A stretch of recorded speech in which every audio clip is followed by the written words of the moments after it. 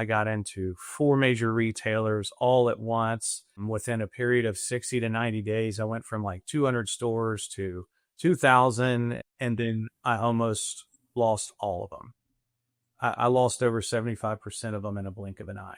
Hello and welcome to the Next Level Supply Chain with GS1 US, a podcast in which we explore the mind-bending world of global supply chains, covering topics such as automation, innovation, unique identity, and more. I'm your co-host, Reed. And I'm Liz. And welcome to the show.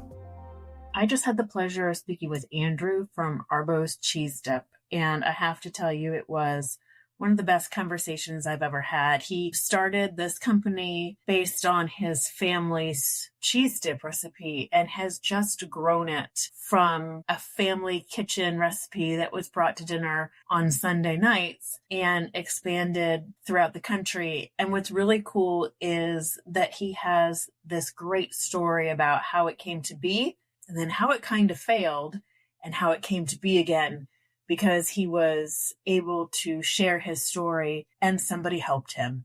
It was an amazing conversation. Hey, Andrew, how are you today? Hey, Liz, I'm doing good. Thanks for having me on. Yeah, we are so excited to have this conversation. I love talking about food. I love eating food. And when you put like cheese dip in front of me, it's pretty much over. So this is going to be a fun and educational topic for many of our listeners. Before we dive in, tell me a little about yourself, your background, and how Arbo's was founded. Awesome. Yeah. I'm from Memphis, Tennessee, born and raised here, but I ended up leaving for high school. I went to boarding school in Arkansas, and then it was college in Missouri, and then active duty Army. So I was gone for all of about 20 years until we moved back. My wife and I and our 3 kids. I'm back in 2018. And that worked for about a couple years, here in Memphis in the corporate world. And that's when I eventually started Arbo's Cheese Dip. So during my time in the Army, I was an Apache helicopter pilot and commander and all those things, did the deployments and, really learned resilience and the whole leadership and preparation for, what you can't control. So that was very necessary for when I started this cheese dip business. But really, it's like the whole inspiration for Arbo's Cheese Dip. It's my dad's recipe. And I never thought I would be doing this. It just kind of spun out of nowhere. But the inspiration really came from my deployment in Afghanistan when my parents used to ship us like specialty meats and cheeses and dips. And like I would break bread with my soldiers and pilots before we went on mission. And it just improved morale, and food has always been morale for me. And so it was like, got a great product already. My dad's proven it, and I'm going to figure out how to get this thing in a tub and sell it. That's awesome. And to bring resilience from that kind of experience into the resilience of food and marketing is crazy.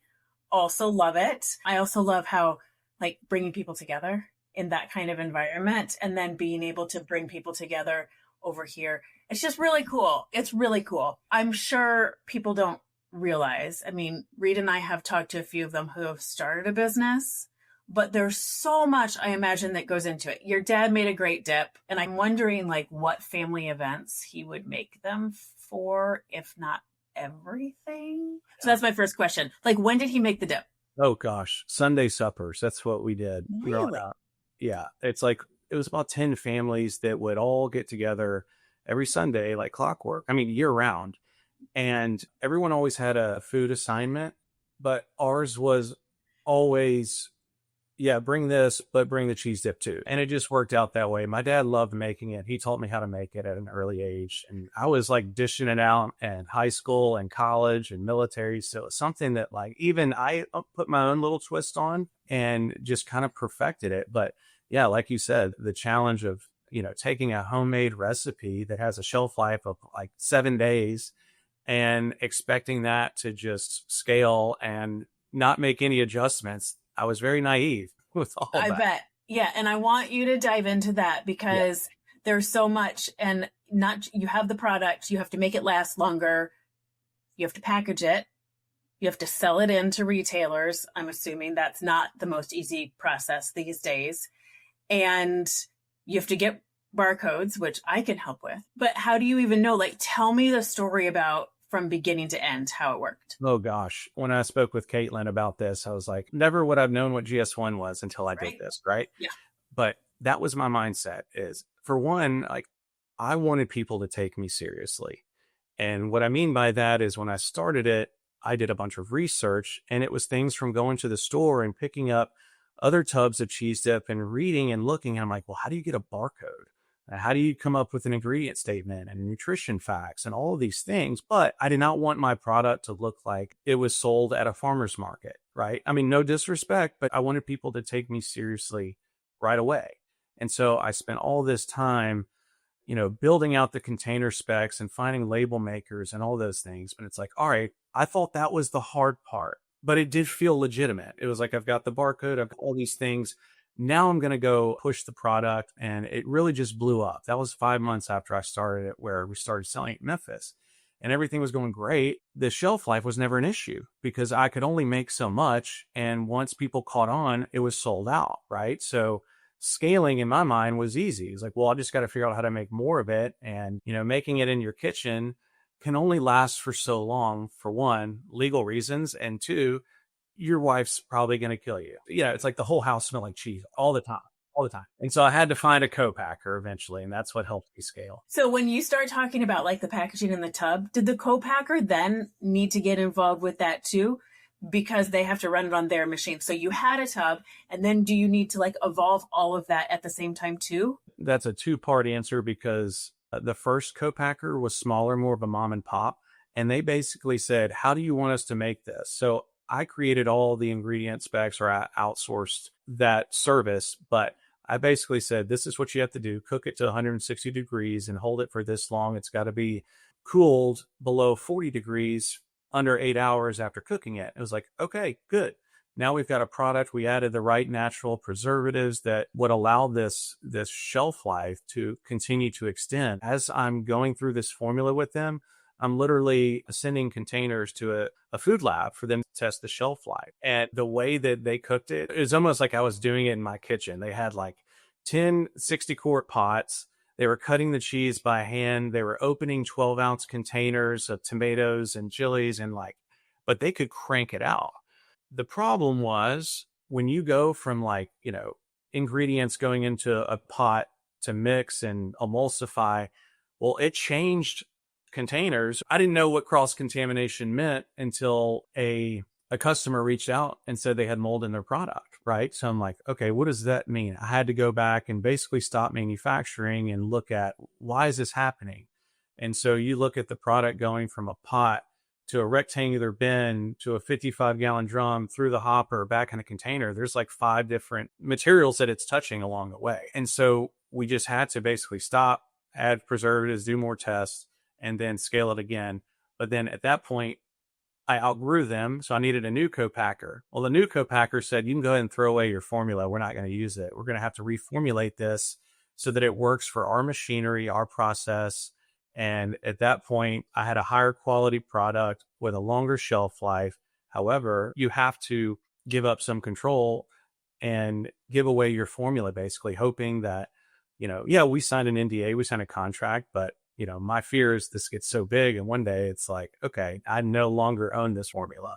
I was just going to ask if it was scary, because you controlled it in your kitchen. You kind of controlled it more right in the smaller co-packer. The bigger one, it's not losing. I mean, it's giving up some of that control. Were you able to taste it and make sure it tasted right? Yes, Okay. It took about 6 months. And, Wow. the first couple runs, it was like, it's too runny or it's too thick or there's not enough pepper. And, how is it going to hold up in the fridge or in distribution? If it's been sitting there for a couple of weeks, is it going to thicken or is it going to separate? So the good thing is they were so experienced at doing this that they did all those tests for me. And that's why it did take 6 months, is they didn't want to put their name behind a product that they weren't willing to guarantee. And really, it was my job to just make sure the flavor profile and consistency was right. Once we nailed that, it was like, boom, I got into 4 major retailers all at once. Within a period of 60 to 90 days, I went from like 200 stores to 2,000. And then I almost lost all of them. I lost over 75% of them in a blink of an eye. How? I know that was going to be the follow-up question, right? So Holy cow. Yeah. I skipped over the fact that, locally we got it in Independence and then Kroger, which is our home base here in Memphis, and that proved to be successful. So I thought, well, why can't I just replicate that nationally? And that's what I was doing. I was trying to grow this thing nationally so fast, thinking that if I put it on the shelf, it's going to sell.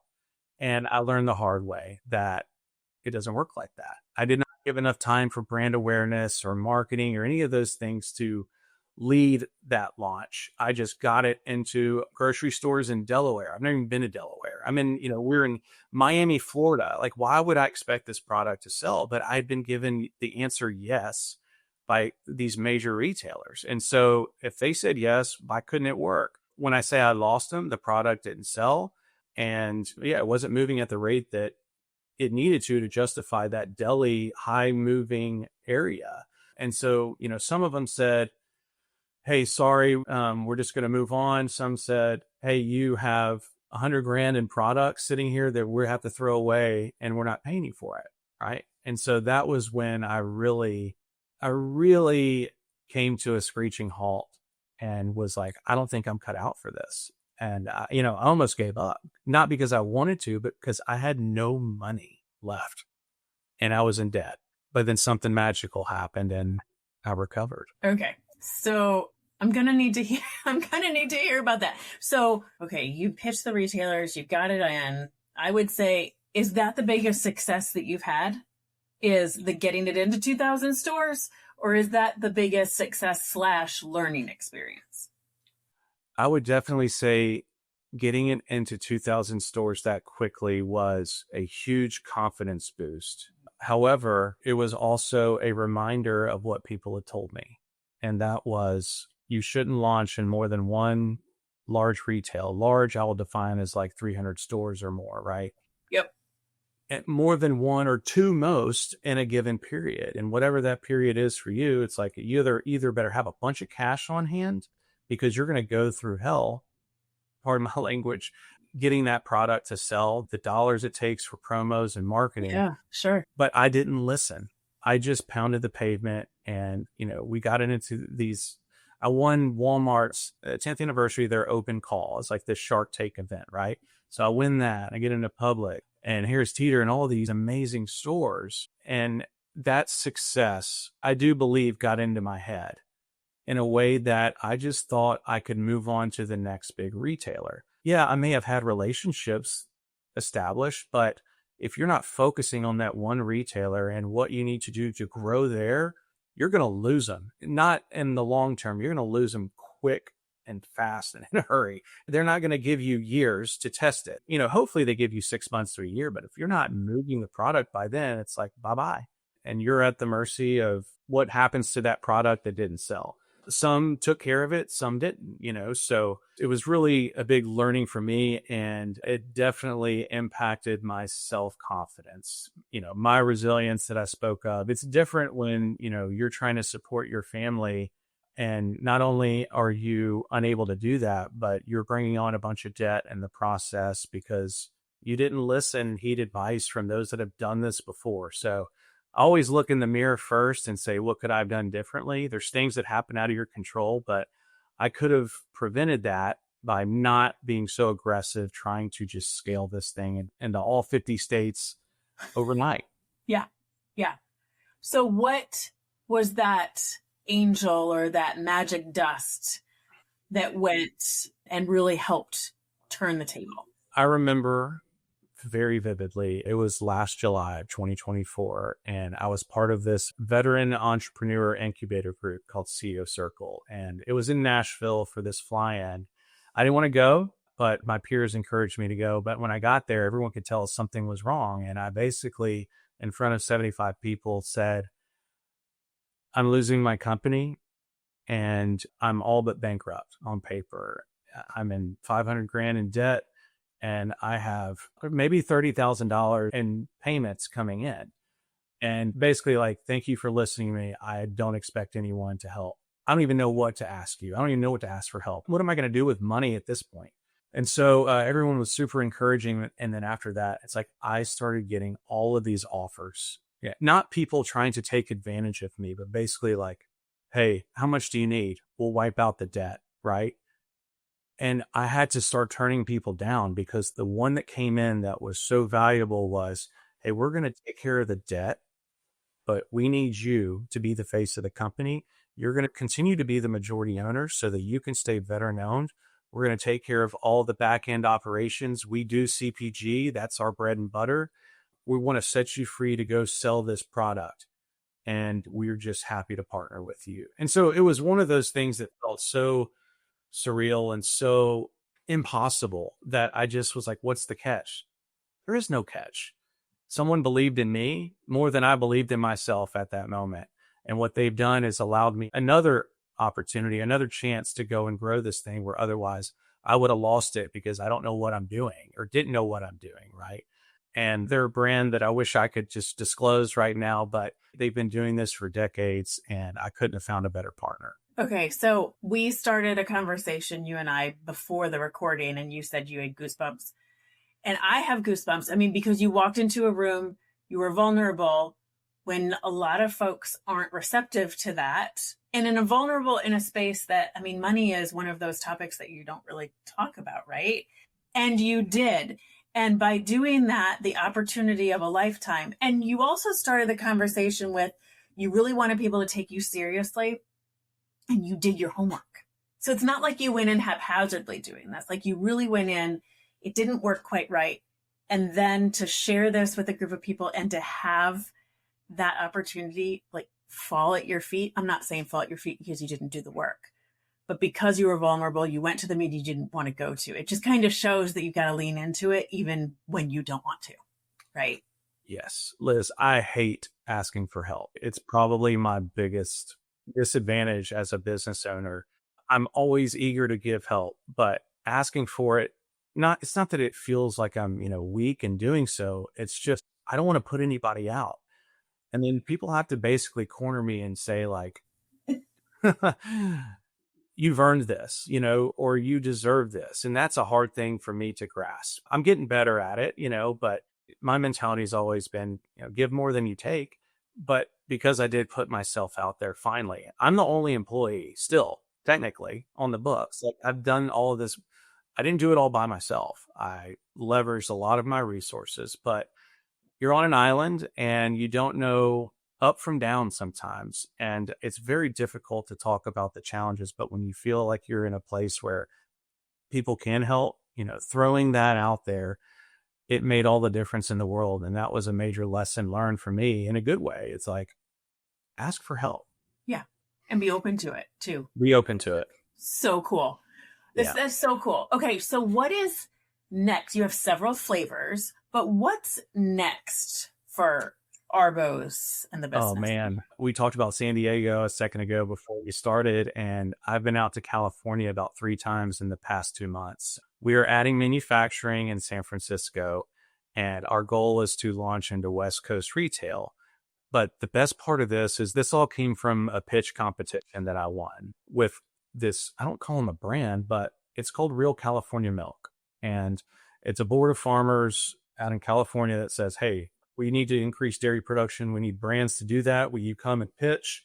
I did. I won a grant. And because of that, they have done all of the research and development and basically helped me create this new formula. It was only intended to just replicate what I have here in Tennessee, but in the process, we created new items, and like we're going to release this hash chili version of our queso blanco, some spicy options. And so that is forthcoming. We're talking like it's ready to go right now. We've got some retailers lined up, but launching out on the West Coast is going to be huge for us. And also not to, focus on that more than what we have going in Tennessee. We also added manufacturing in Wisconsin. So it's cool. Hitting, 3 different regions of the US. I just need that Northeast pocket. It's all freight related, There's so many complexities in there that I think we all as consumers take for granted until you get on the other side of it. You're like, oh shoot, I've got to get it somewhere from somewhere. Like, how does that happen? Congratulations. Thank you. Thank you so much. So cool. We're kind of coming to the end of the conversation. Before we get to the end, I do need to know, one, if you had to name a favorite flavor, and 2, what's the best vehicle to eat the dip with? Are we chips? Are you vegetables? Like, what do you recommend? Oh my gosh, that's a loaded question because this is what we use to get our kids to eat vegetables. Oh. Now, it's a product that we always ate cold. That consistency is so smooth that you can dip a chip and not break it. And you can use it for vegetables, cold or hot, baked potatoes, fries. I mean, it's so versatile. The spicy is my absolute favorite. It is my dad's, but kicked up a notch. And it just has this smoky finish. It's so dang delicious. And then I would say the queso blanco is actually like as close as you can get to that Mexican restaurant queso. That's what I came up with that one. It took me a year, but I'm so proud of it. And, you know, the 2 different flavors or 3 different flavors, 2 are yellow, 1's white. It's like the application is endless, right? Taco night, whatever you want to use it for. But yeah, I would say if that was my favorite, I had to pick, it's going to be spicy. Okay, that's really good to know. And I never would have thought to eat it cold. So thank you. Oh, yes. I'm going to go to the store. I'm trying to eat different kind. It doesn't matter. I'm just trying to eat different kind of foods. And I really have been liking cold foods for some reason. So now you've opened up like my horizons. I'm going to go get some and start cold. scooping. No, I mean, warm it up too. It works great, but like cold, it's my go-to. Yeah, that's so cool. Okay, 2 questions. A little off track from where we've been, but either in your work or personal life, what's the favorite technology that you're using right now? It's ridiculous, but Waymo, have you heard of it? It's like the self-driving vehicles. Seriously? Tell me more. They're all over California, or at least in certain cities. But I go to San Francisco to visit with a co-packer. I'm on a Waymo, like just for fun. No, I mean, it's got these spinning cameras and all this technology, but it's like you can get in, you can work on your computer, and it's just driving you around. It is incredible. You don't have the desire to like press the brake or try to. You just. No, I'm sitting in the back seat. Like there's nothing up front. It's like a little mini roller coaster for me. But you know, that's fun. But I think professional, it's like, man, I'm AI chat GPT all the time. And it's good and bad because I think I'm losing a little bit of like critical thinking ability from using it too much. So I have to be careful. Well, so we just internally had a meeting last week and we were trying to lean into AI. You have to put the prompts in. So you give yourself credit for giving it good prompts to give it good answers. I'll take that. Yes, we are trying to give ourselves credit for helping it do its job. Oh, yeah. I've gone as far as like parenting challenges, you know, like what do I do when my son doesn't listen to me? I need to do that. Because my son today called me. I let him drive for the first time by himself. And he called, he's 16, and he said, Mom, I think I just threw up. You think you just threw up. You're 16. Do you not know the difference? So maybe ChatGPT can help me like parent the 16-year-old. Oh, yeah. He may have thrown up. Anyway, okay. Last question, and this is especially for you. If you could only eat one food for the rest of your life, what would it be? Oh, my gosh. This should be so easy for you. I know. I'm obligated to say Arbo's cheese dip. So I would pick them and I could use it on anything if I'm going to cheat. But if it wasn't cheese dip, I just have a passion and love for oysters. It's like, I love them. Usually everywhere I go, doesn't matter if it's inland or coastal, I'm like, I'm going to find a place that has oysters. So West Coast, you're very happy. I didn't realize there was different types of oysters until recently. But that's crazy how it all kind of tastes a little different. Oh, they're all different. And I love them raw. I love them, cooked, grilled, however it is. But it's like, that's my love language. Oysters. Are they good with Arbo's cheese dip? I haven't tried it yet. I feel like you need to. I know. I've got my oyster shucking kit here at home, so I could roll up to Whole Foods and give you some feedback tonight. Yeah. There you go. Oh my gosh. Andrew, this has been so much fun. Your journey from the beginning at Sunday Suppers, like all the way from 2,000 stores back to like a more thoughtful rollout has been, for me, really inspiring. Thank you so much. It's been a pleasure talking to you. I loved it, Liz. And if there's anything, that I can share with other aspiring CPG entrepreneurs, I'm not going to withhold anything. I'm an open book, and I just enjoy this opportunity. And thank you so much for having me on. Thank you so much. Thank you for joining the Next Level Supply Chain with GS1 US. If you enjoyed today's show, you can subscribe to our feed or explore more great episodes wherever you get your podcasts. Don't forget to share and follow us on social media. Thanks again, and we'll see you next time.